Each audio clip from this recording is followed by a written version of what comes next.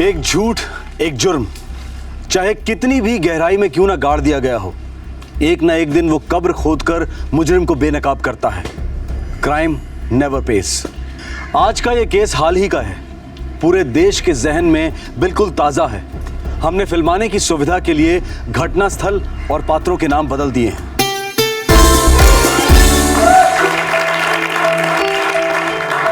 Hello friends, welcome to yet another episode of Dil Se बोल। दिल से बोल, दिल खोल के बोल में आज आ रहे हैं सूरत गुजरात से श्रुति और जगदीश। दोस्तों, जोरदार तालियों के साथ स्वागत कीजिए श्रुति और जगदीश का। Welcome Shruti, welcome Jagdish to our show. तो श्रुति और जगदीश, क्या है आपकी स्टोरी? हमने 3 साल पहले भाग के शादी की और अब तो हमारी 1 साल की बच्ची भी है। तो कभी इन 3 सालों में घर वालों से कांटेक्ट हुआ या फिर उनसे मिलने की कोशिश की? नहीं। दिल तो करता होगा ना? हाँ, करता है। उनके आशीर्वाद का हमें इंतजार है। उनके बिना अधूरा अधूरा सा लगता है।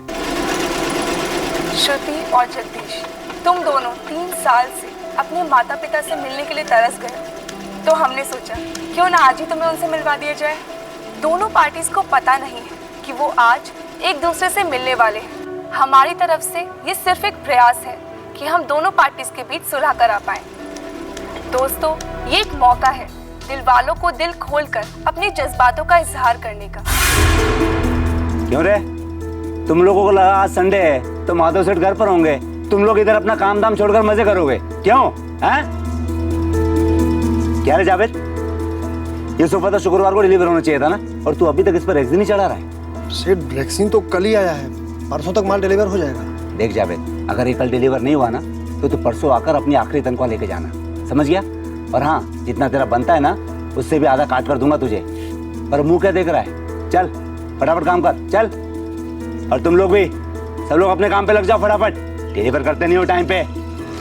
सॉरी माधव सेठ, वो घर वाली जबरदस्ती मंदिर घसीट ले गई, इसलिए थोड़ा लेट हो गया। तेरे इस थोड़ा लेट के चक्कर में ना मेरा काफी नुकसान हो रहा है, और मुझे संडे को भी आकर यहाँ इन गधों पर सवार होना पड़ता है। सारे के सारे काम जो रहे हैं। आप टेंशन मत लो ना सेठ, आप घर जाओ, मैं देखता हूँ इनको।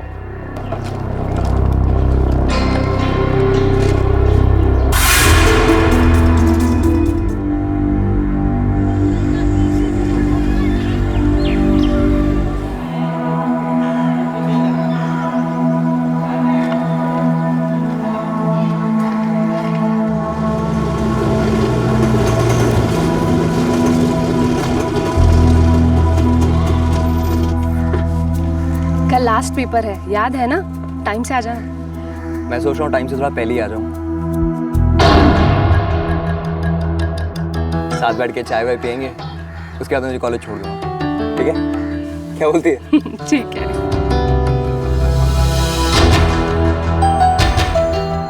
तो कल पक्का फिल्म चलेंगे।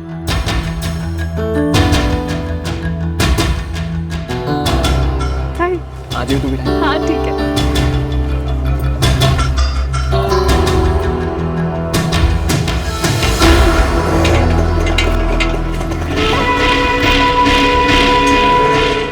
बाबा, तू मला फक्त ड्रॉप कर दो, घर से कॉलेज, कॉलेज से घर, बस, और कुछ भी नहीं है। खोटा सांगू नको वैभवी।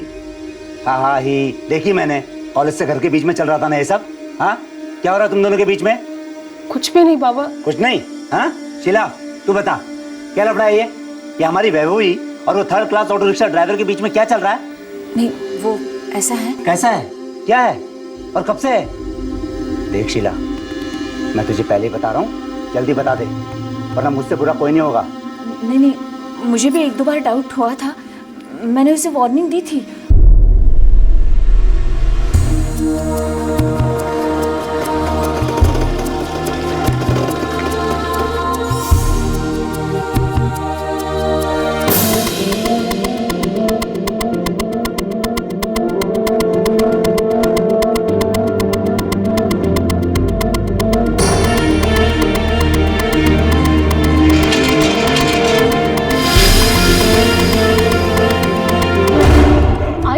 बहुत अच्छा लड़का है।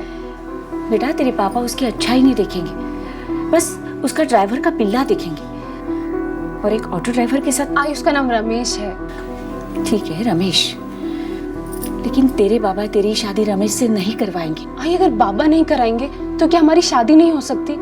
देख वैभवी, तू कुछ उल्टा सीधा मत सोचा, तेरे बाबा आग बबूला हो जाएंगे। वो तो अगर दाल में नमक कम होता है ना तो भी बाबा आग बबूला हो जाते हैं। जिंदगी में एक दिन भी ऐसा बीता है जब उन्होंने तुम्हें गाली ना दी हो?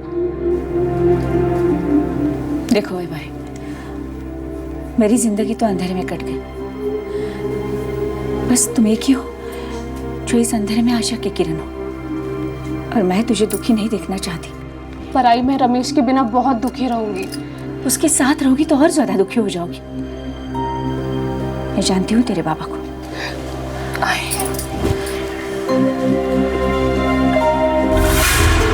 बहुत हो गया इसका कॉलेज वॉलेज, वहां कुछ अच्छा सिखाने के बजाय दिमाग में गन भर देते हैं ये लोग। आज से इसका घर से बाहर निकलना बंद। शीला, समझा दे इसको।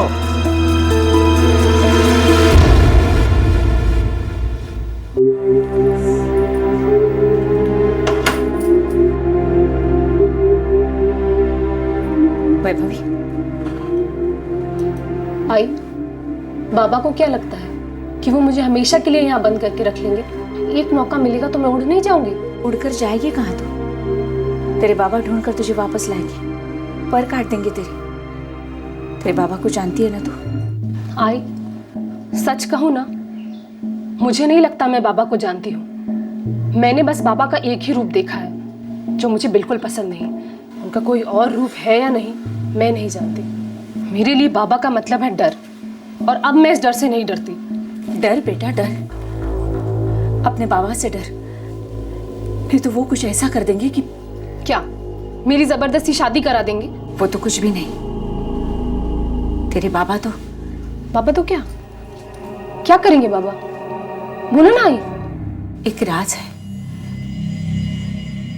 जो सालों से मेरे अंदर दबा हुआ है। सोचा नहीं था कभी तुम्हें बताऊंगी। राज? कौन सा राज? तू क्या बोल रही है आई? बता मुझे। सुन सकेगी?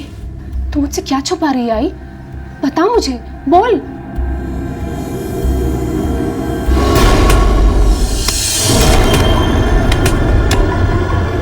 एक कठोर पिता और बगावत के कगार पर खड़ी एक जवान बेटी। बेटी एक ऐसे लड़के को चाहने लगी थी जिसे उसके पिता कभी स्वीकार नहीं करते। दूसरी ओर लड़की की मां अपने दिल में एक राज छुपाए बैठी थी। यह राज जानकर 20 साल की बेटी कैसे रिएक्ट करती? यह राज उसके पिता को ऐसे भयंकर रूप में पेश करने वाला था जिससे उसकी जिंदगी उथल पुथल हो सकती थी। यह राज वैभवी के लिए एक दस्तक थी कि उसकी और ऑटो रिक्शा ड्राइवर रमेश की प्रेम कहानी खून से लिखे जाने की संभावना थी। अब सवाल यह था कि वैभवी इस राज को जानने के बाद घुटने टेक देती या फिर डट कर बगावत करती।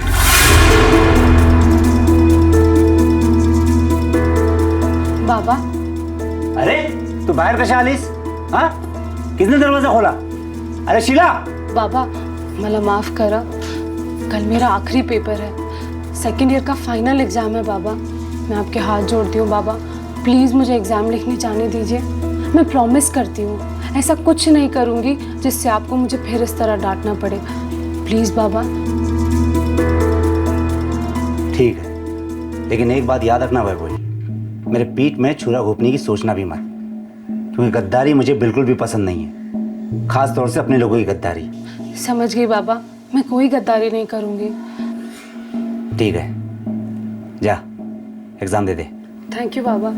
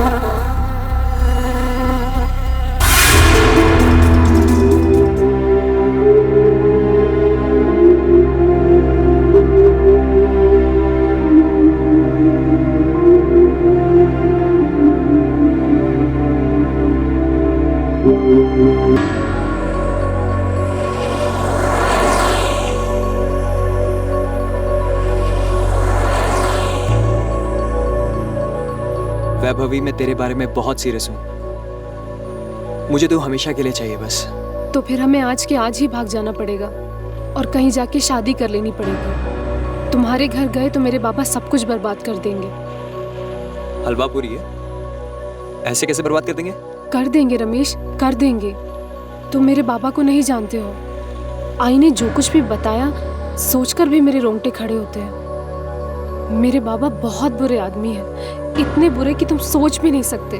बाबा ने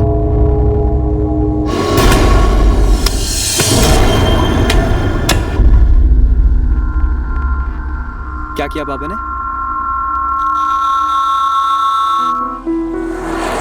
जो भी किया, मुझे क्या करना है मुझे पता है। हम यहाँ से पुणे चले जाएंगे, वहां जाके शादी करेंगे। वहां एक दोस्त है मेरा जो हमारा घर बसाने में मदद करेगा। तू अपना कॉलेज चालू रखना, मैं कोई ना कोई और नया काम ढूंढूंगा। अब फटाफट अपनी चाय पी और बिंदास एग्जाम लिख डाल, और फिर हमारी नई जिंदगी का मीटर डाउन। टिंग।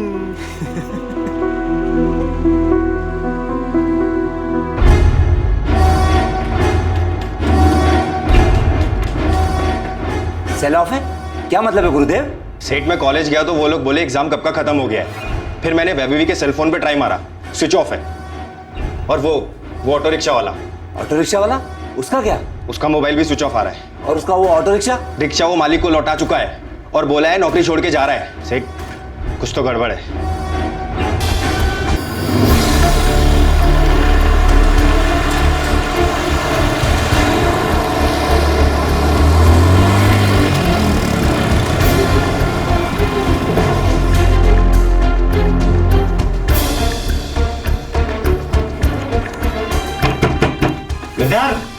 मुझे सच में कुछ नहीं मालूम साहब।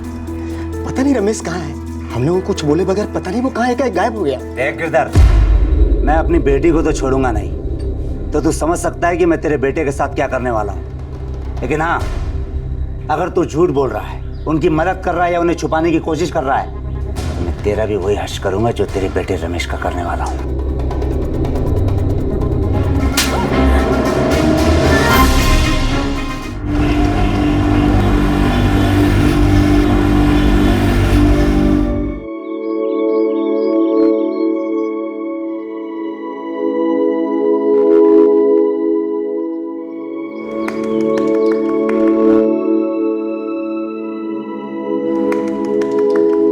यार रमेश और वैभवी, हमारा घर छोटा है पर दिल इतना छोटा नहीं है। जब तक हो सकेगा तुम दोनों की देखभाल करेंगे। यार कुमार, सिर्फ 1-2 हफ्ते की बात है। जैसे कोई नया काम मिलेगा हम दूसरी कोई खोली ले लेंगे। जब हमारी नई नई शादी हुई थी ना, हम भी ऐसे ही थे, एक नए घर की तलाश में। धीरे धीरे सब सीख गया, तुम भी सीख जाओगी।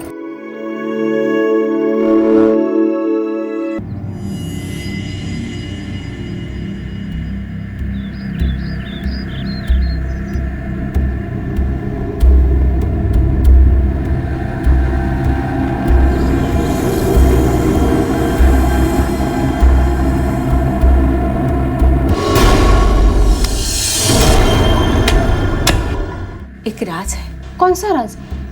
तो क्या बोल रही आई? सुन सकेगी? तू मुझसे क्या छुपा रही आई?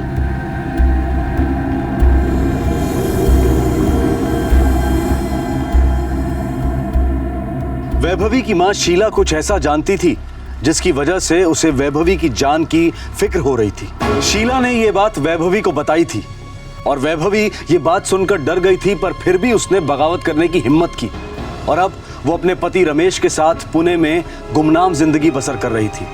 लेकिन कब तक?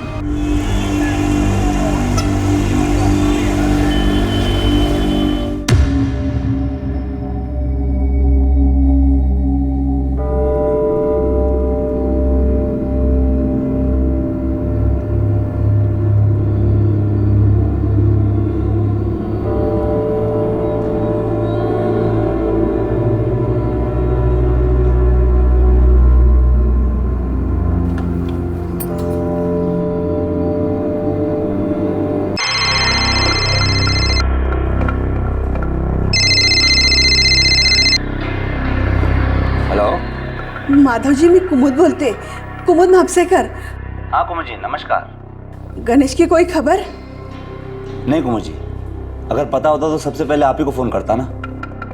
मेरे कुछ समझ में नहीं आ रहा है। सुनीता और गणेश की भी कोई खबर नहीं और इनका भी कोई पता नहीं है। मैं तो ये मान ही नहीं सकती कि ये मुझे छोड़कर जा सकते हैं। धीरे रखिए कुमुद जी, श्रीनाथ आपके पति ही नहीं, मेरे बहुत अच्छे दोस्त भी हैं। मुझे खुद को यकीन नहीं हो रहा है कि वो इस तरह हम सबको अचानक छोड़ के कहीं चले गए, लेकिन अब वो गायब हैं तो गायब हैं और ये सच्चाई है। लेकिन आप बेफिक्र रहिए, जैसे ही मुझे श्रीनाथ या फिर आपकी बेटी सुनीता के बारे में पता चलता है मैं फ़ौरन आपको फ़ोन करता हूँ।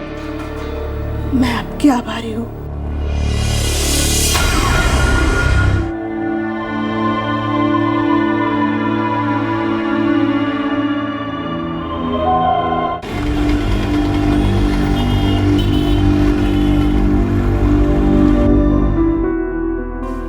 एक टैक्सी ड्राइवर से दोस्ती हुई है, रात की शिफ्ट देने को रेडी है। अच्छा, कब से शुरू कर रहा? यही कोई 2-4 दिनों में शुरू कर दूंगा। रमेश, इन 2 दिनों में तुम पूरा पूना शहर अच्छे से घूम लेना, समझ लेना, ताकि टैक्सी चलाने में तुम्हें कोई प्रॉब्लम ना हो। कल सुबह से पूना दर्शन शुरू। और हाँ, वैभवी को जरूर साथ ले जाना, बेचारी का दिल बैठ सा गया है। नहीं नहीं, ऐसी कोई बात नहीं है, बस थोड़ा खो गई थी। वैभवी तो ठीक तो है ना? हाँ। बहुत उदास रहती है आजकल। नहीं, ऐसी कोई बात नहीं है। क्या शादी के 1 महीने में ही कंटाल गई मुझसे? ऐसा कभी मत कहना रमेश, एक तुम ही तो हो आई के बाद जो मेरे इतने करीब है। फिर भी तुम मुझसे कुछ छुपा रही है। तेरी आई ने कुछ बताया ना तेरे बाबा के बारे में, और आज तूने अभी तक नहीं खोला है मुझसे। क्या भरोसा नहीं है मुझ पे? एक राज है। कौन सा राज? सुन सकेगी? तू मुझसे क्या छुपा रही है आई?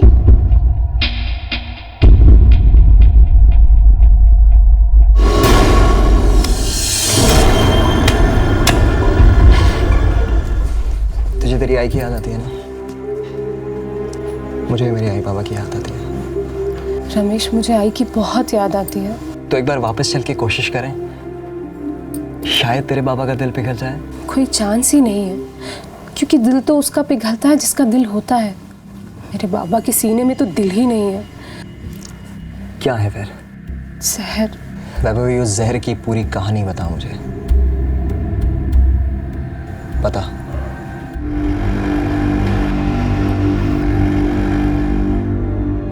देख यार, अपने माँ बाप को कौन दुखी करना चाहता है, लेकिन तेरे माँ बाप को खुश करने के चक्कर में कहीं वैभवी का बाप तुम दोनों में झपट पड़ा तो तू समझ ले, कहीं तुम लोगों की स्टोरी शुरू होने से पहले ही द एंड ना हो जाए। समझा यार, लेकिन वैभवी को अपनी आई की सॉलिड याद आती है। मुझसे देखा नहीं जाता उसकी फॉर्म। थोड़ा टाइम दे उसको। क्या है, अभी शादी का खाली 1 महीना हुआ है। हाँ, 4-6 महीने और गुजर जाने दे, हो सकता है उसके बाद उसके बाप का गुस्सा और ठंडा पड़ जाए थोड़ा। अब पता नहीं क्या होगा क्या नहीं होगा यार। मैंने फिल्मों में देखा है, भागे हुए जोड़े को लोग गले लगा लेते हैं, माफ़ कर देते हैं। हम लोगों का क्या होगा, राम जाने। सुनिए, 2 मिनट है आपके पास?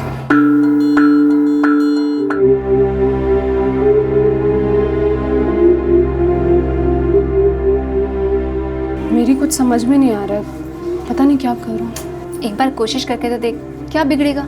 हम उन्हें पता ही नहीं लगने देंगे कि आप लोग कहाँ हैं। हमारा भरोसा कीजिए, अब तक हमारे शो में जो भी कपल आया है उन सब की कहानी का हैप्पी एंडिंग हुआ है। दिल से बोल, दिल खोल के बोल ऐसे ही नंबर 1 शो नहीं है।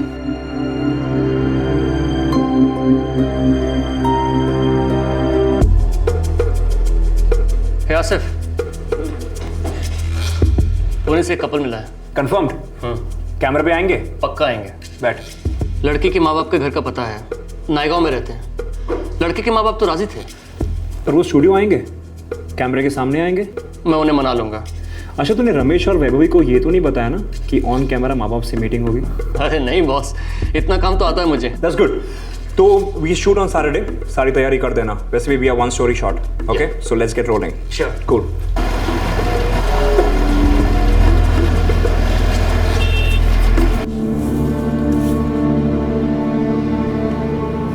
भाई साहब सुनिए जी, ये माधव घोड़पड़ी जी कहाँ मिलेंगे? जी वो अंदर केबिन में जी, यहाँ से रास्ता। शुक्रिया। दिल से बोल, दिल खोल के बोल। मेरी बेटी कहाँ है? हमारे शो के कुछ रूल्स हैं, उसके हिसाब से हम आपको इस वक्त ये तो नहीं बता सकते कि वैभवी कहाँ है, लेकिन हाँ सर, अगर आप हमारे शो पर आते हैं तो आप अपनी बेटी से मिल ज़रूर सकते हैं। देखिए माधव जी, हमारा शो दिल से बोल दिल खोल के बोल एक ही मकसद से चलता है, भागे हुए जोड़ों को अपने माँ बाप से मिलाना और आखिर में सबको खुश देखना। आप वैभवी को माफ कर देंगे ना? पहले मिलने तो दे, हम एक टीवी प्रोग्राम में जा रहे हैं शनिवार को, अंधेरी में है, तब देखेंगे। लेकिन हाँ, तब तक कोई चूंचा नहीं, समझ गई ना? वैभवी और रमेश अब एक टेलीविजन रियलिटी शो के सेट पर जा रहे थे। अब सवाल यह था कि इस टेलीविजन शो का मंच कठोर पिता और बागी बेटी के बीच में सुलह करवाने वाला था, या फिर यह मंच बेटी के सारे डर को दूर कर उसकी आवाज को बुलंद करने जा रहा था।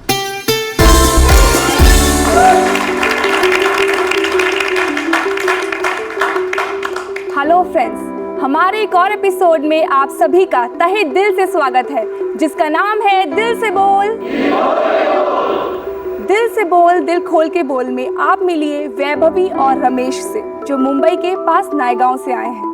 इन दोनों ने हाल ही में अपने अपने घरों को छोड़कर भागकर शादी की है। तो friends, please welcome Vaibhavi and Ramesh.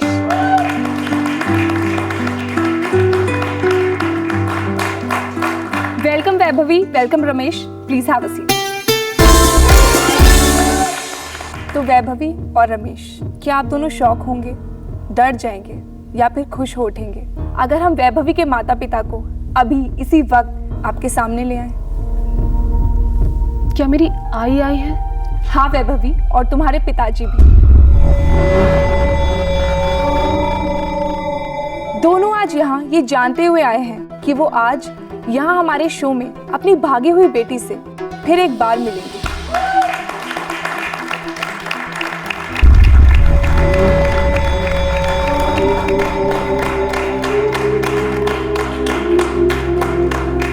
आई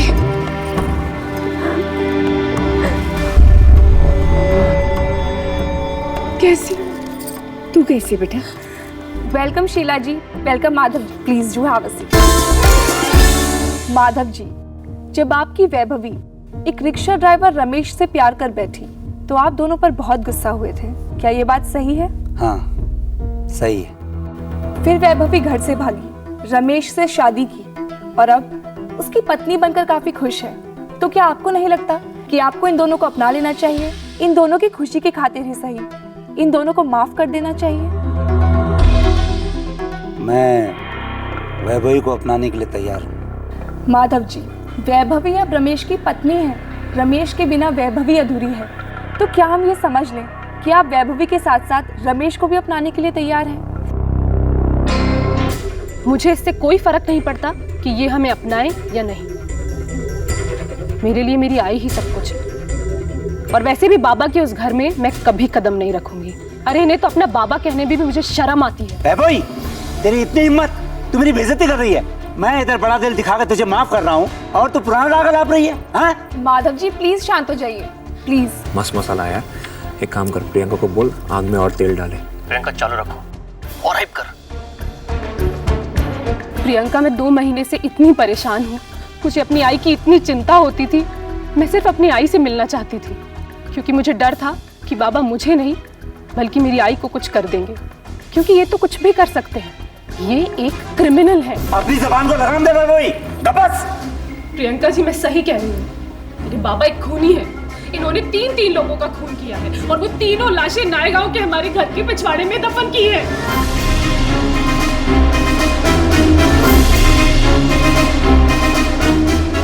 वैभवी, ये तुम क्या कह रही हो? कहीं तुम गुस्से में आकर मनगढ़ंत कहानियां तो नहीं बना रही हो? जी नहीं प्रियंका जी, मैं सच बोल रही हूँ। अपने अंदर छुपा ये राज मैं दुनिया के सामने लाना चाहती थी, और मैं एक बार फिर कह रही हूँ कि मेरा बाप खूनी है, क्रिमिनल है। हाँ, तो तेरी शराफत की। मुझे लगता है तुम सब लोगों का प्लान है मुझे यहाँ बुलाकर मेरी बेइज्जती करने का। मैं जा रहा हूँ, मैंने रुकना शो में। चल गया। आओ, आओ।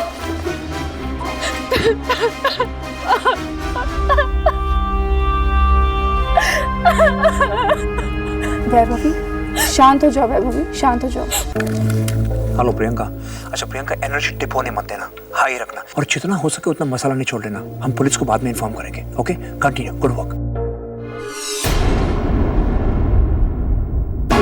एक टीवी रियलिटी शो की शूटिंग के दौरान वैभवी का ब्रेकडाउन हुआ टीवी कैमरास के सामने। इस जज्बाती माहौल में वैभवी ने सारी दुनिया के सामने खुलासा किया कि उसके बाबा खूनी हैं। उन्होंने 3 लोगों का कत्ल किया है। इन तीनों मर्डर्स के बारे में कोई नहीं जानता था। इस तरह से बेनकाब किए जाने पर माधव घोर पड़े, हक्का बक्का रह गया।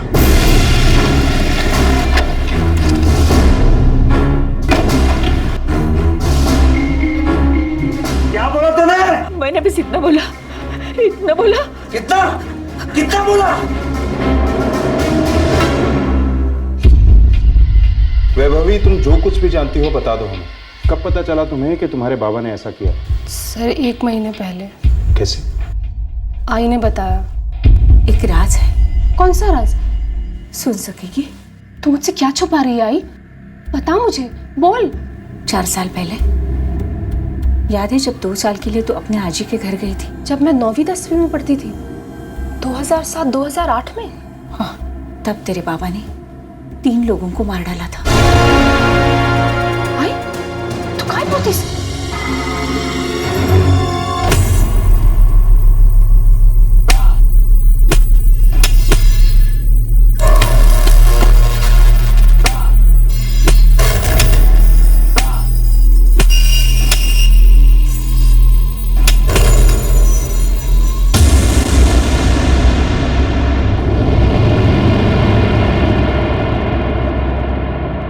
ये तीसरी बार घर के पिछवाड़े में कब्र खुदवा रहे थे।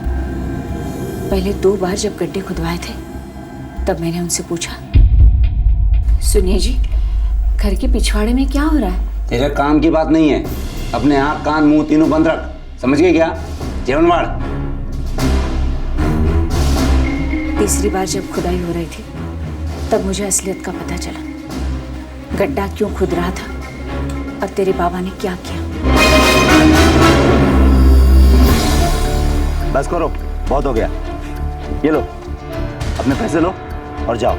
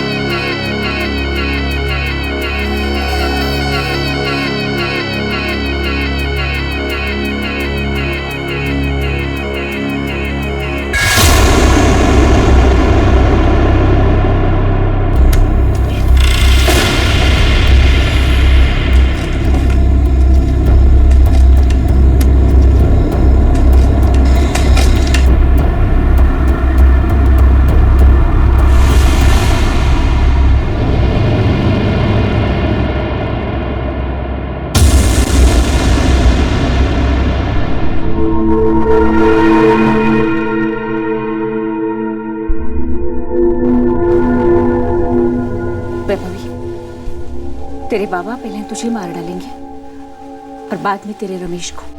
आई, वो 3 लोग जिन्हें बाबा ने मार डाला, वो लोग कौन थे? वैभवी, कौन थे वो लोग? वो 3 लोग जिन्हें तुम्हारे बाबा ने मार डाला, जानती हो तुम उन्हें? नहीं सर, मैं उन लोगों को नहीं जानती।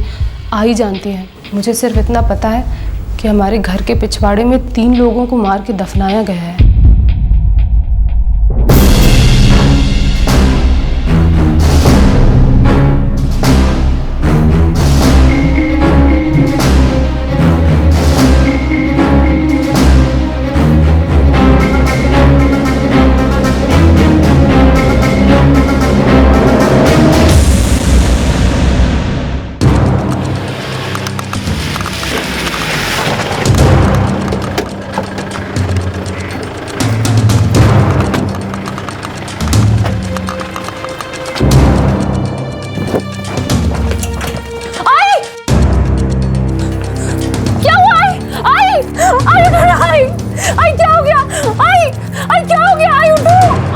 सारे घर की तलाशी लो फौरन।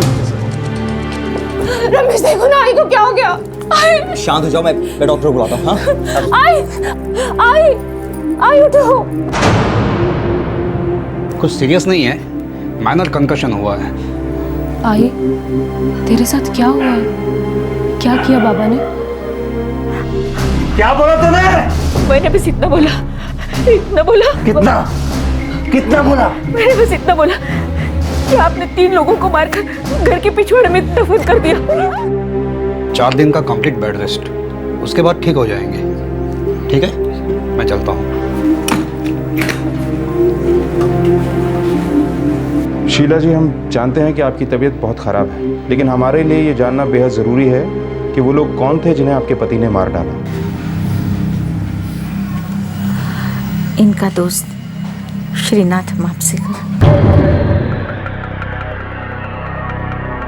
माधव जी, मैं कुमुद बोलते, कुमुद मापसेकर। हाँ कुमुद जी, नमस्कार। मैं तो ये मान ही नहीं सकती कि ये मुझे छोड़कर जा सकते हैं। धीरज रखिए कुमुद जी, श्रीनाथ आपके पति ही नहीं, मेरे बहुत अच्छे दोस्त भी हैं। श्रीनाथ की बेटी सुनीता मापसेकर और इनका एक कामगार गणेश, जिससे सुनीता ने शादी की थी। गुरुदेव, ये सोफे की डिलीवरी अब तक क्यों नहीं हुई है? गणेश भाई, सोफा कल पहुंच जाएगा। लेकिन बात तो आज की हुई थी। वो गणेश भाई रह गया, मतलब दिमाग से निकल गया था। दिमाग से निकल गया? अगली बार तू नौकरी से निकल जाएगा हमेशा के लिए, समझा? चल हाँ, चला जल्दी जल्दी।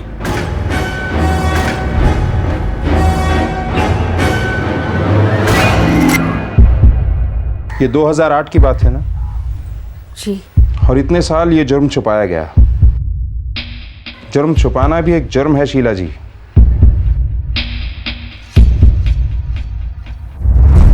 चला, खोदाला चालू करा।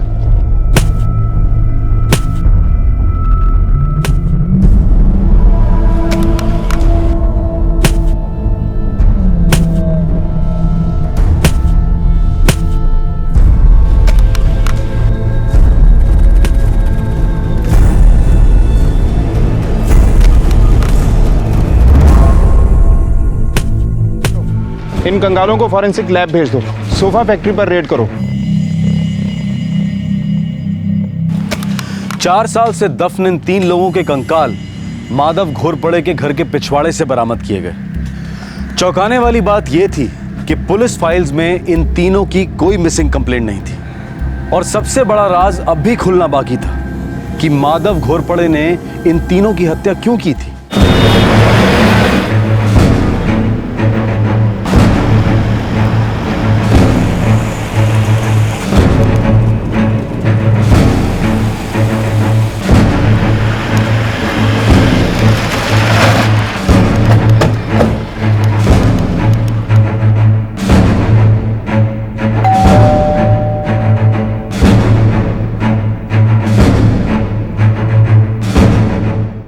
मेरे पति श्रीनाथ का एक औरत के साथ अफेयर था।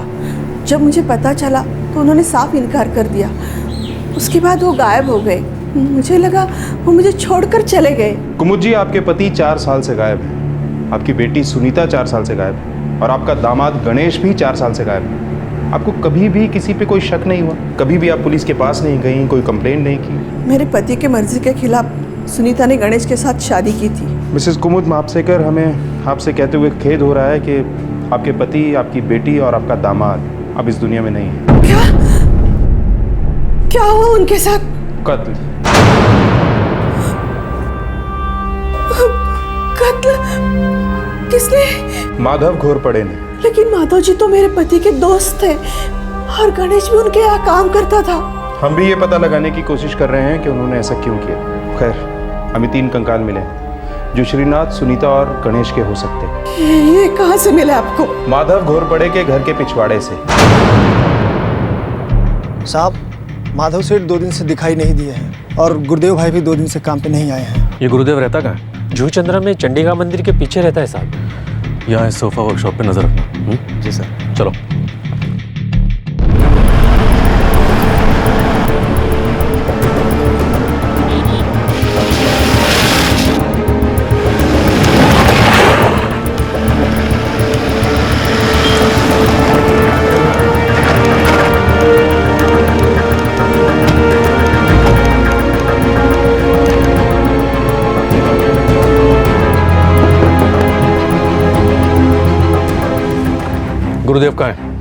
तो 2 दिन से घर पे नहीं आया सर। वही पूछ रहा हूँ, कहाँ छुप कर बैठा है वो? मुझे क्या पता साहब, मैं भी बहुत परेशान हूँ। मुझे कुछ नहीं बताया और फ़ोन भी नहीं उठा रहे हैं। मर्डर केस में वांटेड है वो।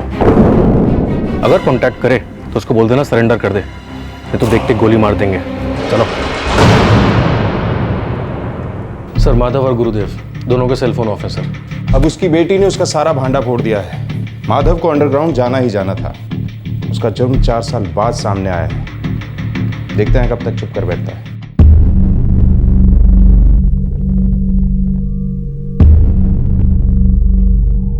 सर, साफ समझ में आ रहा है कि 2 मेल थे और एक फीमेल थी। बोन डेंसिटी से तो ये लग रहा है कि एक मेल अधेड़ उम्र का था और दूसरे मेल फीमेल यंग थे। लेकिन ये पता लगाना आसान नहीं है कि ये तीनों वही लोग हैं। ये तीनों 4 साल से लापता है। कोई सोच भी नहीं सकता कि इनका कत्ल हुआ हो। माधव घोरपड़े की पत्नी शीला ही इन तीनों मर्डर्स के बारे में जानती थी। बस वही एक गवाह है। लेकिन सर, हम अभी तक ये नहीं जानते कि माधव ने इन तीनों का कत्ल कर क्यों डाला। एक उसका जिगरी दोस्त था, दूसरा उसका मुलाजिम और लड़की मुलाजिम की बीवी और दोस्त की बेटी थी। 4 साल पुराना हत्याकांड। पीड़ित और मुजरिम दोनों एक दूसरे से अच्छी तरह परिचित। एक तरफ पुलिस आरोपी तक पहुंचने में अपनी सारी ताकत लगा रही थी और दूसरी तरफ इस संगीन जुर्म के पीछे की सच्चाई जानने की कोशिश भी कर रही थी। तुझे तो पता है ना, तेरे बाबा से कुछ भी बात करना बेकार है। इतने जिद्दी, इतना गुस्सा, इतनी मारकाट। मुझे पता है तुमने बहुत झेला है, बहुत सहा है, मुझसे कहीं कहीं ज्यादा। लेकिन बुरा तो मुझे इस बात का लग रहा है कि इस राज के बारे में मैं इतने दिन चुप बैठी। सही बात तो ये होती कि अगर मैं हिम्मत बांधती, आगे बढ़ती और पुलिस को सच सच बता देती। कहाँ से लाती इतनी हिम्मत आई? अपने आप को सजा मत दे। डर की सुई अच्छे अच्छों के होठ सिल देती है।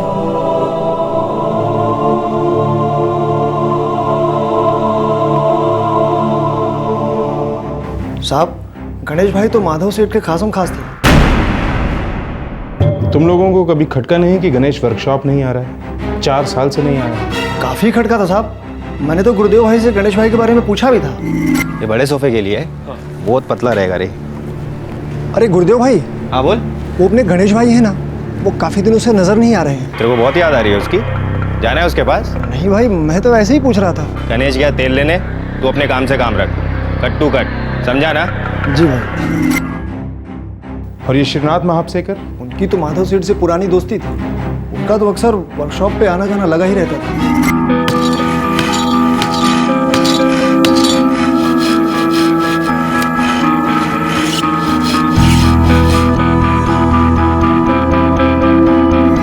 सर, ये श्रीनाथ मापसेकर पैसा उधार पर देता था। हो सकता है पैसे को लेके दोस्तों के बीच में कुछ गड़बड़ी हुई हो। होने को हो सकता है, लेकिन श्रीनाथ की बेटी सुनीता, उससे क्या दुश्मनी हुई हो? एक बात बोलूं साहब, ये जो गणेश भाई थे ना, सुनीता से शादी के बाद माधव सर के घर पे ही रहते थे। शीला जी ने ये बात हमें बताई नहीं, आखिर क्यों? वैभवी की मां और माधव की पत्नी शीला घोरपड़े अब भी पुलिस से कुछ बातें छुपा रही थी। उसने ना तो वैभवी और ना ही पुलिस को ये अहम डिटेल दी थी कि गणेश मर्डर्स के पहले उनके ही घर में रह रहा था। पुलिस को अब शक होने लगा था कि शीला घोरपड़े माधव घोरपड़े के बारे में शायद काफी कुछ जानती है, जिससे वो अब तक इनकार करती आई।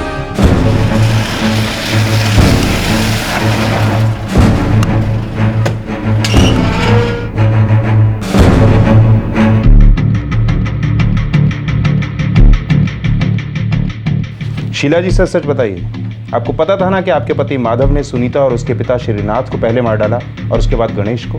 नहीं मालूम था। क्या आपको यह भी नहीं मालूम था कि शादी के बाद गणेश और सुनीता आप ही के घर पे रह रहे थे? आप ये भी नहीं जानती थी कि श्रीनाथ को यह जोड़ी नामंजूर थी?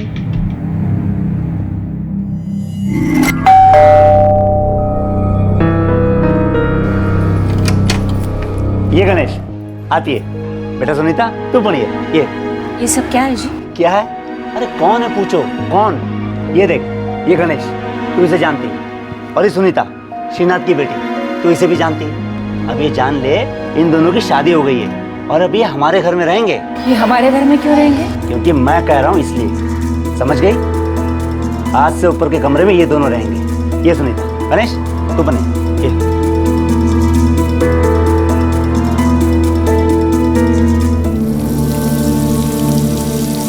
काकू, ये मेरे कुछ जेवर हैं और ये जेवर मैं आपके पास रखना चाहती हूँ। क्या आप अपने लॉकर में रख देंगी प्लीज़? हाँ। सुनीता, तू हमारे घर रह रही है, तेरे आई बाबा को पता है? नहीं काकू, नहीं जानते। तो ये गलत है ना? पर काकू, वो लोग मुझे गणेश से शादी ही नहीं करने देते। तो तूने गणेश से शादी क्यों की? प्यार करती हूँ। प्यार करने वाले नजर नहीं चुराते। किसी बेवकूफ बना रही हो? मैं किसी को बेवकूफ नहीं बना रही हूँ काकू, सच्ची काकू। प्यार और व्यभिचार छिपाए नहीं छिपता। सारी दुनिया सच जानती है और गणेश को भी ये पता होगा। शीला जी, क्या था ये सच? सुनीता और गणेश की शादी क्यों हुई थी? मेरे पति माधव और सुनीता के बीच संबंध था, अफेयर था। ये शर्मनाक बात मैं वैभवी को कभी नहीं बता पाई, ना आप लोगों को। ये अवैध संबंध चालू रखने के लिए ही मेरे पति ने गणेश को सुनीता का पति बनाया, सिर्फ नाम के लिए, और उन दोनों को इसी घर में ठहराया। जो बेशर्मियां हो रही थी, गंदगी हो रही थी, मेरे आंखों के और कानों के सामने हो रही थी। श्रीनाथ भाऊ को इसके बारे में कुछ पता नहीं था, लेकिन जब उन्हें पता चला कि उनकी बेटी सुनीता और गणेश को उन्हीं के दोस्त माधव घोरपड़े ने पनाह दी, तो वो काफी बिगड़ गए।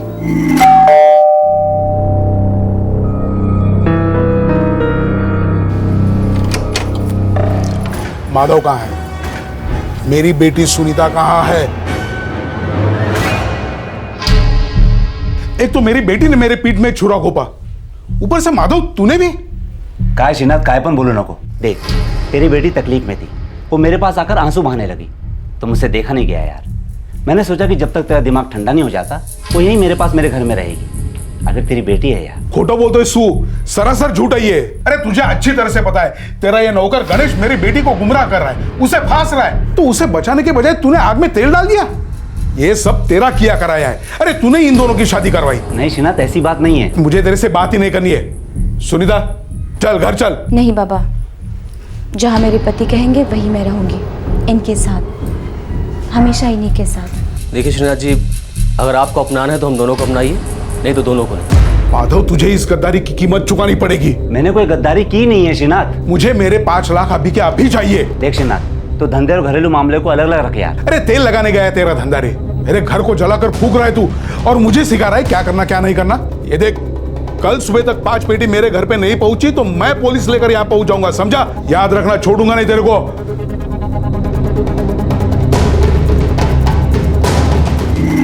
उस दिन के बाद श्रीनाथ भाऊ को ना कभी मैंने देखा, ना उनके बारे में कुछ सुना। दूसरे दिन वो पैसे वसूलने नहीं आए? नहीं आए, लेकिन उसके 2 दिन बाद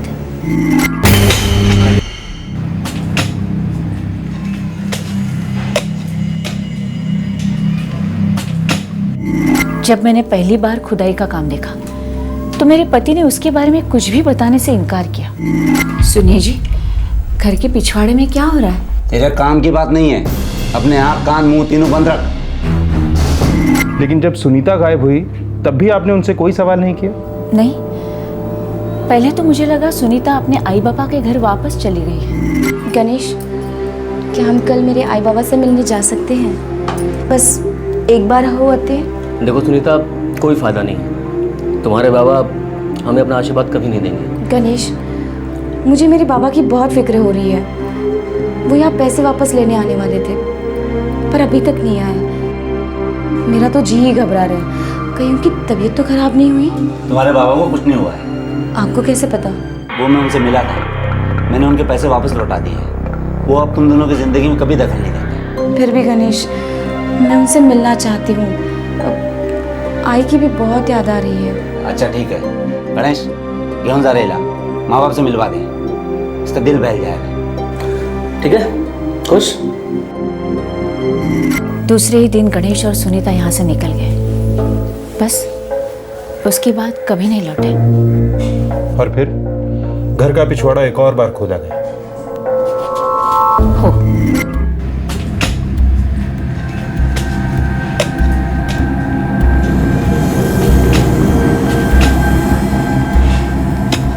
शीला जी, श्रीनाथ महापसेकर आपके पति को धमकाकर गए और फिर कभी नहीं लौटे। सुनीता और गणेश सुनीता के घर के लिए निकले और कभी वापस नहीं आए। एक बार भी आपको अटपटा नहीं लगा? अटपटी तो मेरी सारी जिंदगी थी इंस्पेक्टर। जब से वैभवी के बाबा के साथ मेरी शादी हुई तब से उनका अटपटा गुस्सा, उनकी अटपटी हरकतें देखते आई। वो कभी किसी को शांति से जीने नहीं देते।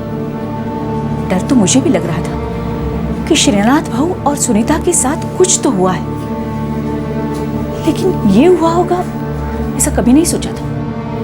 और फिर एक दिन, अरे शीला, वो सुनीता ने तेरे पास गहने रखने को दिए थे क्या? हाँ दिए थे। जा लेके आ। वो सुनीता कहाँ है? जितना बोला उतना कर, समझी ना? जा गहने ले आ। वो सुनीता और गणेश को एक नई जगह मिल गई है, वो लोग अब यहाँ वापस नहीं आएंगे। अब जा लेके आ। दूसरे दिन फिर से खुदाई हुई। इस बार इनके साथ कारखाने का गुरुदेव था।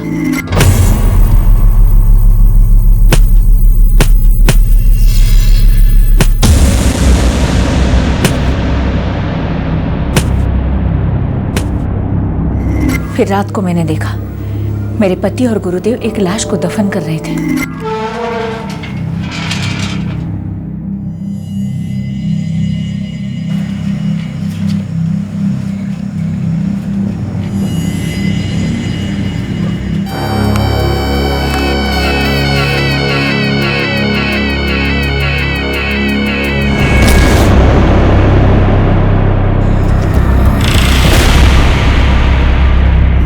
तब से मैंने गणेश को कभी नहीं देखा।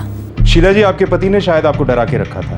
उनकी मुट्ठी में आप बेबस थीं शायद, लेकिन कानून की नजरों में आप गुनहगार हैं। आप इस जुर्म में बराबर के हिस्सेदार। मर्डर्स के बारे में जानते हुए भी आप चुप रहे हैं। अरेस्ट तो आपको करना ही होगा। ये क्या बात हुई सर? अगर आई ने मुझे नहीं बताया होता तो ये सच कभी सबके सामने नहीं आता। और आप मेरे बाबा को नहीं जानते, वो मेरी आई को बहुत डरा कर रखते हैं। वैभवी, तुम भी तो डर कर अगले 4 साल तक चुप बैठ सकती थी। तुम पर भी उतना ही दबाव, उतना ही डर था अपने बाबा का, लेकिन नहीं, तुमने बहादुरी दिखाई। 3 कत्लों का पर्दाफाश किया, वही 3 कत्ल जो तुम्हारी आई ने 4 साल तक छुपा के रखे। अरेस्ट तो इन्हें करना ही होगा। अरेस्ट करो। मेरी आई ने कुछ नहीं किया है। आई ने कुछ नहीं किया। आई बेकसूर है। आई को छोड़ दो। वैभवी प्लीज। आई ने कुछ नहीं किया। आई बेकसूर है। रमेश, आई ने कुछ नहीं किया। आई को ले आएंगे, हम ले आएंगे। शांत हो जाओ। एक खौफनाक हत्याकांड और इस संगीन जुर्म को छुपाने के खौफनाक तरीके। अब कोई संदेह नहीं था कि 3-3 मर्डर्स हुए थे। अब भी कुछ गड़े मुर्दे उखड़ने बाकी थे। दोनों मुख्य आरोपी अब तक फरार थे। नहीं सर, ऐसी वैसी कोई भी मूवमेंट नहीं है यहाँ पर। 3 दिनों से ना माधव आया यहाँ पर, ना गुरुदेव, और कोई कॉल्स भी नहीं हुए हैं यहाँ से। घनश्याम, विजिल ढीला मत छोड़ना। कभी ना कभी धंधे पर लौटना पड़ेगा उन्हें। कब तक दूर रह सकते हैं? हाँ, चलते हो। सर, सोफा यूनिट के सप्लायर से भी पूछताछ की। उन शोरूम्स में भी गया जहां उसका फिनिश माल बिकता है। कहीं कुछ पता नहीं चला सर। लगता है ये माधव हवा हो गया सर।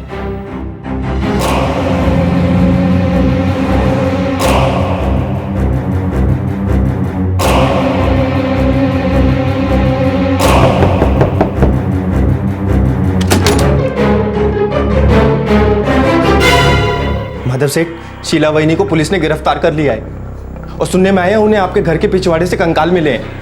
बहुत पुलिस है सेठ उधर। कारखाने में पुलिस है, मेरे घर पे भी पुलिस है। मतलब पंबू सेठ। मेरी बेटी ने धोखा दे दिया गुरुदेव। लेकिन सेठ, उन्हें आपके घर के पिछवाड़े से 3 कंकाल कैसे मिले? हमने तो एक को ही मारा ना। इसकी चिंता करने के लिए फिलहाल हमारे पास टाइम नहीं है। हमें तो ये सोचना है कि पुलिस के चंगुल से कैसे बचा जाए। बच के जाएंगे कहाँ सेठ? मेरी बीवी है वहाँ, छोटे छोटे बच्चे हैं, उन्हें छोड़ के कहाँ जाऊँगा और करूँगा क्या सेठ? देख गुरुदेव, इस मर्डर केस में तू भी उतना ही शामिल है जितना कि मैं। अगर वापस गए ना, 14 साल की जेल होगी, तब तेरे भी बच्चों क्या होगा? हाँ, और हाँ, एक बात अपने भेजे में अच्छी तरीके से घुसेड़ ले। अगर मेरे साथ गद्दारी करने की सोचेगा ना, तो एक और कब्र खोदने में मुझे ज़्यादा टाइम नहीं लगेगा। तेरी कब्र। कंकाल बुरी हालत में है कुमुच, लेकिन हमारी फॉरेंसिक टीम पूरा जोर लगाए हुए है। आप पूरे दावे के साथ कैसे कह सकते हो कि वो कंकाल मेरे पति और मेरी बेटी का ही है? आप 4 साल तक बिना कंप्लेंट किए पूरे दावे के साथ चुप बैठी रही, एक कंप्लेंट तक नहीं की। शीला जी सब कुछ जानकर 4 साल तक चुप रही। अब जाके उन्होंने स्टेटमेंट दिया है कि उनके पति माधव घोरपड़े ने जिन 3 लोगों का कत्ल किया, उनमें आपकी बेटी और आपके पति भी थे, और माधव के एम्प्लॉय गणेश भी। और जिस तरह से तीनों एकदम से गायब हुए हैं, हमें पूरा शक है कि ये तीनों कंकाल उन्हीं के हैं।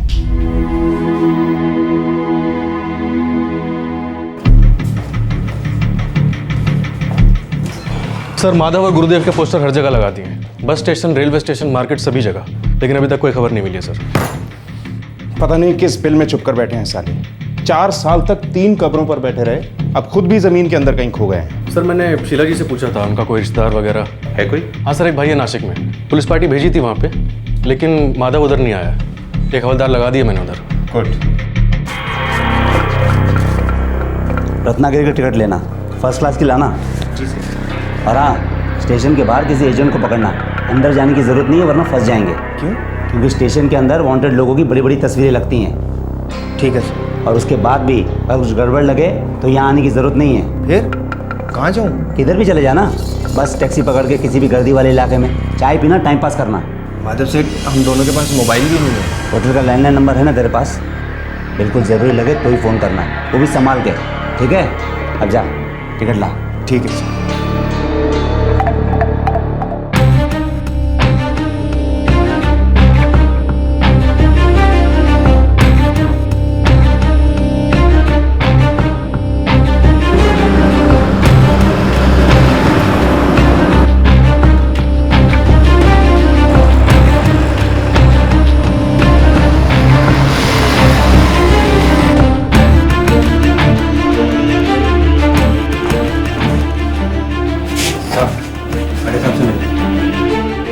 साहब, मेरे को मालूम है हम लोग ज्यादा दूर नहीं जा सकते।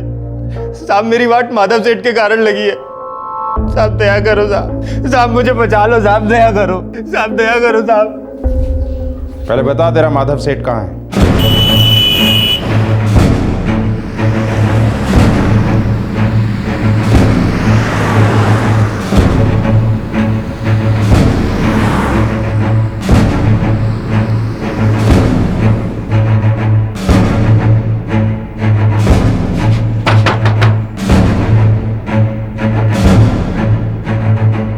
बिना कोई भी सवाल पूछे अभी के अभी तुझे ठोक कर यहीं गाड़ने का मूड है, लेकिन ड्यूटी मूड नहीं देखती। घसीट के ले चलो इसे। चल चल।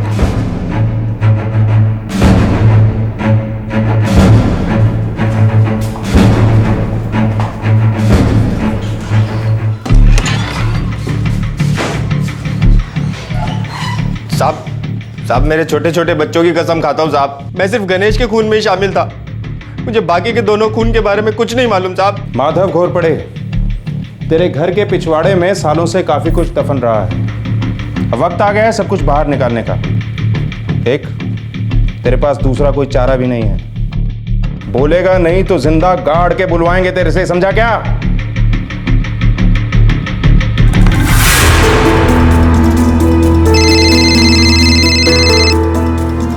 हाँ बोल माधव, पैसे रेडी है? अरे श्रीनाथ, शांत हो जा भाई। देख, मैंने सुनीता की मदद सिर्फ इसलिए करी क्योंकि वो तेरी बेटी है। तू मुझे शेंडी लगा रहा है क्या? हाँ? ये देख, इसमें तेरा ही कुछ गेम है। अब इसमें मेरा क्या गेम हो सकता है भाई? तू ही जाने। अरे मेरी बेटी सुनीता घर से भागती है और मुझे भनक तक नहीं लगती। किसके साथ भागी, क्यों भागी, कैसे भागी? और जब पता चलता है तो ये कि वो कुत्ता गणेश तेरा आदमी था, और ऊपर से ये भी पता चलता है कि तू ही इन दोनों का गॉडफादर बना है। तू क्या मेरे को येड़ा समझा क्या रे? हाँ? देख श्रीनाथ, इस वक्त तेरा दिमाग गर्म है। ऐसा करते हैं, आराम से बैठकर मिलकर बातें करते हैं। तेरे को बात ही करनी होती ना तो तब फोन करता जब मेरी बेटी सुनीता तेरे घर आई थी। अब मुझे कोई बात नहीं करनी है तेरे से। 1 घंटे के अंदर मैं तेरे कारखाने पर पहुंच रहा हूँ। मुझे मेरे 5 लाख मेरे हाथ में चाहिए, नहीं तो तू गया जेल में, समझा ना? अरे श्रीनाथ, हेलो हेलो।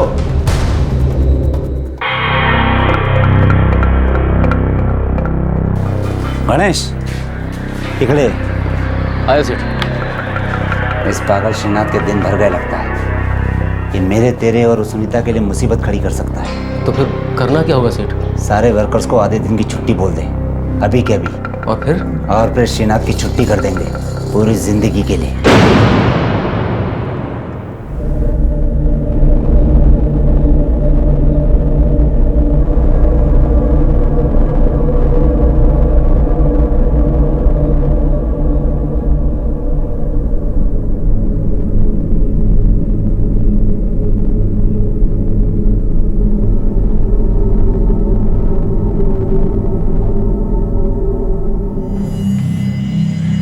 अरे श्रीनाथ आजा, मैं तेरा कब से इंतजार कर रहा हूँ। माधव पैसे कहाँ हैं? अरे यहीं पे हैं, आजा।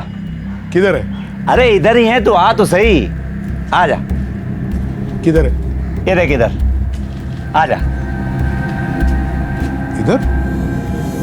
अरे इधर तो पूरा सामान ही सामान दिख रहा है। तू मुझे बेवकूफ बना रहा है, मेरे साथ गेम मत खेल। गेम के लिए तेरे पास टाइम ही का बचा श्रीनाथ, क्योंकि अब मेरी हट गई है।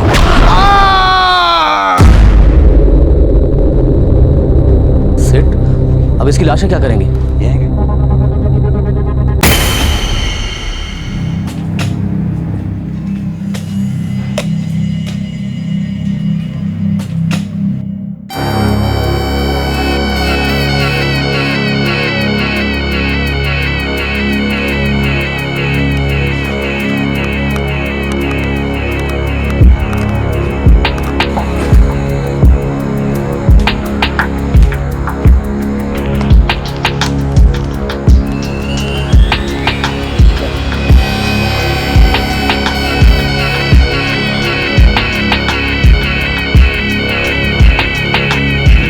तूने श्रीनाथ को मार डाला क्योंकि तू उसके पैसे नहीं लौटाना चाहता था। फिर तूने सुनीता को मार डाला क्योंकि तू नहीं चाहता था कि वो जान जाए कि उसके पिताजी गायब हैं। गणेश, मुझे मेरे बाबा की बहुत फिक्र हो रही है। वो यहाँ पैसे वापस लेने आने वाले थे, पर अभी तक नहीं आए। मेरा तो जी ही घबरा रहा है, कहीं उनकी तबीयत तो खराब नहीं हुई। गणेश, घेऊन जा देगा, माँ बाप से मिलवा दे, उसका दिल बहल जाएगा। ठीक है, खुश?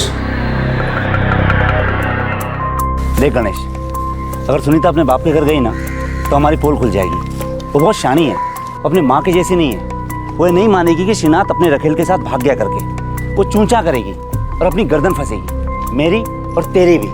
तो फिर अब ये सुनीता को रोकना बहुत मुश्किल है, बहुत जिद्दी है वो। लेकिन रोकना तो पड़ेगा सेठ, और मैं तो रोकूंगा। अच्छा है, तू मेरे जैसा सोच रहा है, लेकिन सिर्फ रोकने से काम नहीं चलेगा, उसे शांत भी करना पड़ेगा। देख, तू कल सुबह उसे घर से लेकर निकल जा। उससे कहना कि उसे उसके बाप के घर ले जा रहा है करके, और सीधे कारखाने लेकर आ जा। इसका मतलब कल कारखाने में सबकी आधे दिन की छुट्टी? तो वाकई बहुत शाना होता जा रहा है रे, हैं?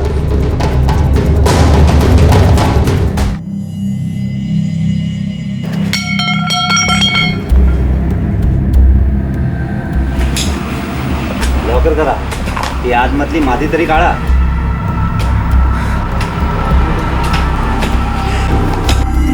साहब, मुझे इन दोनों खून के बारे में कुछ भी मालूम नहीं था साहब। बस माधव सेठ ने कहा गणेश को ठिकाने लगाना है, और मेरी उससे पुरानी खुन्नस भी थी। खून करने जितनी खुन्नस?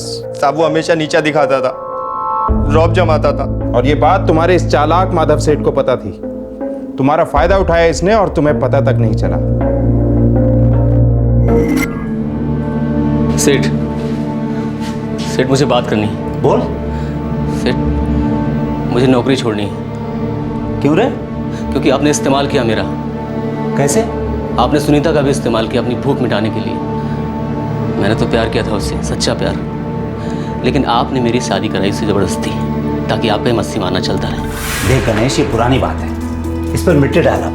दो लाशों पर मिट्टी डलवा चुके हैं आप। मेरा फायदा उठाया आपने। अरे दो मर्डर किए मैंने, और दोनों बेकसूर थे। गणेश, तू गलत सोच रहा है, और उससे भी ज्यादा तू गलत बोल रहा है। आप कुछ भी बोलो सेठ, लेकिन मुझे अंदर से बहुत गंदा महसूस हो रहा है। दो जाने लिए मैंने। ठीक है, निकल जा तू, और मुंह मत दिखाना मुझे अपना। सेठ, मेरे को नया काम शुरू करना है। तो जा ना। वो सुनीता के कुछ गहने हैं जो उसने भाभी को रखने के लिए दिए थे, आप मुझे वो दे दो, मैं लेकर चला जाऊंगा। फिर कभी आपको मुंह नहीं दिखाऊंगा, जाकर कहीं प्रायश्चित करूंगा। ठीक है गणेश, मैं तुझे रोकूंगा नहीं। अब जो तेरे अंदर से आवाज़ आ रही है उसे तो भगवान भी नहीं रोक सकता। ऐसा करता हूँ, मैं कल तुझे जेवर ला के दे देता हूँ, तू निकल जा कहीं भी, काशी मथुरा, खूब प्रायश्चित कर। ठीक है? ठीक है सेठ, मैं कल के कल निकल जाऊंगा जेवर लेकर यहाँ से। ठीक है, कल आ।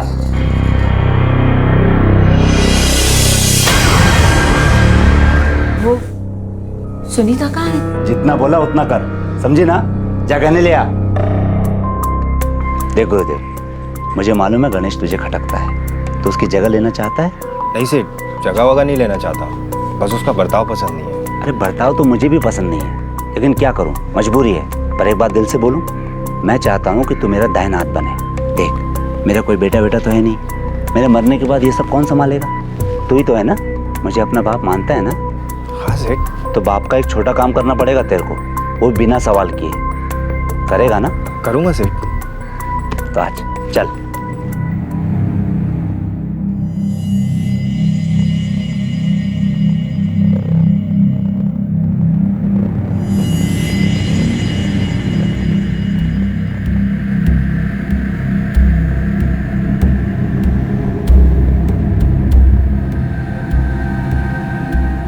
सेठ, वो मुझे कुछ ठीक नहीं लग रहा है। क्यों रे? वो आपने सबको छुट्टी दे दी तो? पहले 2 बार जब आपने छुट्टी दी तो 2 लाशें बिछाई। तो तुझे क्या लगता है आज मैं तुझे मार डालूंगा? हाँ सेठ। सच बोलूं, जो तुझे लगता है ना वो बिल्कुल सही है। क्या? माधव घोर पड़े, तुम नॉर्मल नहीं हो, तुम्हारा दिमाग सड़ गया है, बीमार हो तुम। तुम्हारे जैसे क्रिमिनल सोसाइटी के लिए बहुत ज्यादा खतरनाक है। ले जाओ इन्हें। चलो तो चल।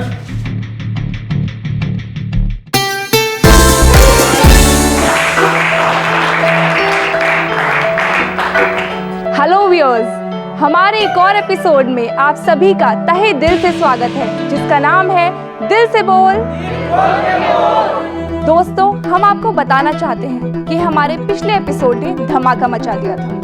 हमारा शो कोई क्राइम शो नहीं है, बस महज एक इत्तेफाक है कि हमारी एक कंटेस्टेंट वैभवी गौरपड़े ने अपने पिता के हाथों किए हुए 3 मर्डर्स का खुलासा किया। इसी के चलते पुलिस ने उसके पिता को गिरफ्तार किया है और इस केस की बाकी छानबीन भी जारी है। तो दोस्तों, आज हम आपको मिलवाते हैं हमारे अगले कंटेस्टेंट से, जिनका नाम है रौनक अग्रवाल और काजल अग्रवाल। भाई, मुझे माफ कर दे, तेरी ये हालत मेरे कारण हुई है। नहीं गो, तेरे कारण सिर्फ अच्छा हुआ है। मुझे यहाँ हिम्मत मिलेगी कि मैं तेरे जैसी बनूं। तूने बहुत बहादुरी का काम किया है बेटा। मैं तो बस चलती रही, लेकिन तूने मुझे और उन सारी औरतों को एक राह दिखाई है जो डर कर जीती है। तो सही है बेटा।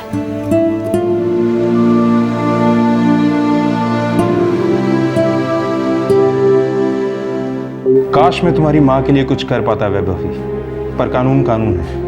उन्होंने एक जुर्म को छुपाया है, सजा तो उन्हें होनी ही थी।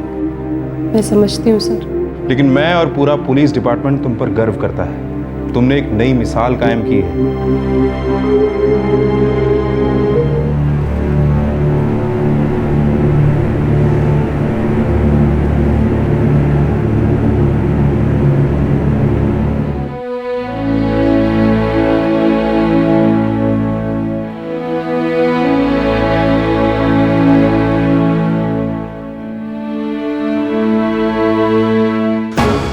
इस वक्त इस केस की एक एफआईआर लॉन्च की गई है। माधव घोरपड़े और गुरुदेव पर आईपीसी का सेक्शन 302 लागू किया गया है, जो कि हत्या का चार्ज है। साथ ही दफा 120 बी और 201 भी लागू हुई है, जो कि क्रिमिनल कॉन्स्पिरेसी और सबूत मिटाने के लिए है।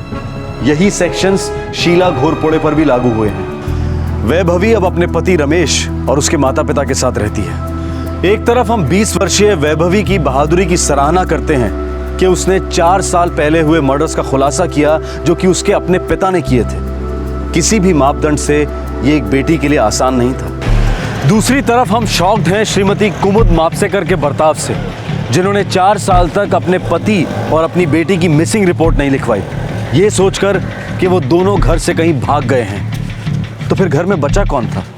क्या बचा था उनके बिना? लेकिन इससे भी बड़ा शौक ये है कि एक आदमी 3-3 कोल्ड ब्लडेड मर्डर्स करता है और फिर लाशों को घर के पिछवाड़े पेड़ पौधों की तरह गाड़ देता है और ऐसे जिंदगी बसर करता है मानो जैसे कुछ हुआ ही ना हो। उसकी पत्नी भी चुप रहती है, जो कि अपने आप में एक संगीन जुर्म है। वो सिर्फ तब राज खोलती है जब उसे अपनी बेटी की जिंदगी खतरे में दिखाई देती है। अगर वैभवी रमेश के साथ भागी नहीं होती तो शायद हम आपको ये एपिसोड ही नहीं दिखा रहे होते, लेकिन ऐसा होने के चांसेस बेहद कम थे। सालों से इस प्रोग्राम के मंच से हम ये कहते आ रहे हैं और कहते रहेंगे कि क्राइम नेवर पेज। जुर्म को जितना भी दफना दो, लेकिन कभी ना कभी सच का तूफान आता ही है और गड़े मुर्दे उठकर न्याय मांगते हैं। इस तरह के और भी एपिसोड देखने के लिए हमारे चैनल को सब्सक्राइब करें और बेल आइकन दबाना ना भूलें।